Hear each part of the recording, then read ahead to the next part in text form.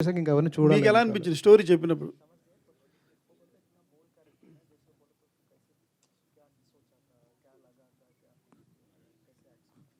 Hello, sir. Um, I feel when I heard the story itself, I think on the audition day itself, I was like, I want to do this movie. Why? Because they had auditioned some June, 22 June, and there were many girls, and I think before me there were 2, 3 girls. Every every girl, sir took 15, 20 minutes to explain her how the character is, what is the character are, the depth of the character, what is Indu, who is Indu, and I could see the dedication. Like in audition itself, he's so clear about what he wants. Even he was there, he was acting, he was giving cues to all the girls during audition with the same intensity, and they really wanted to find their heroine. They were really looking for her.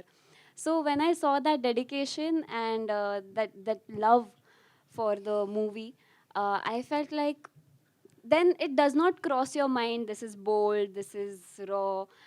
It just comes to your mind that this is the right team and this is the right story.